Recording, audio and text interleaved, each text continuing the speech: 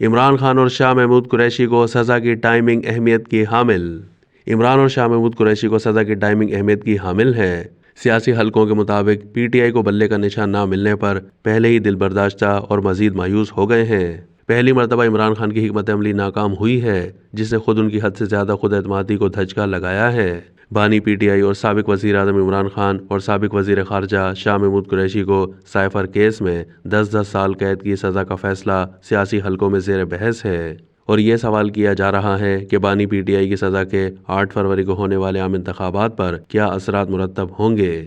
سیاسی حلقوں کا خیال ہے کہ الیکشن سے صرف 8 دن پہلے عمران خان کو سزا کی ٹائمنگ بہت اہمیت کی حامل ہے۔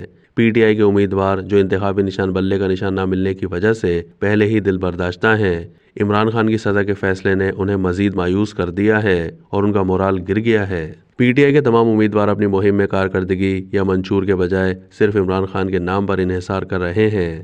سزا نے خود عمران خان کا مورال گرا دیا ہے، کیونکہ انہوں نے اب تک وکلا کو غیر حاضر اور بار بار تبدیل کرنے کی حکمت عملی سے تمام کیسز کو التوا کا شکار کیے رکھا ہے۔ وہ اسی لیے وکیلوں کو پسند کرتے ہیں اور پارٹی کی قیادت ان کے سپرد کر دی ہے کہ وکلا نے الیکشن کمیشن میں اور سول کورٹس میں کسی کیس کو آگے نہیں بڑھنے دیا۔ اس حکمت عملی سے انہوں نے پی ٹی آئی کے کارکنوں میں یہ قوی تاثر بنا لیا تھا کہ عمران خان کو سزا نہیں مل سکتی۔ پی ٹی آئی کے سوشل میڈیا ونگ نے اب تک کارکنوں کو یہ امید دلائے رکھی تھی کہ عمران خان الیکشن سے پہلے جیل سے باہر آ جائیں گے، انہیں سزا نہیں ہوگی۔ پہلی مرتبہ عمران خان کی حکمت عملی ناکام ہوئی ہے، جس نے خود ان کی حد سے زیادہ خود اعتمادی کو دھچکا لگایا ہے۔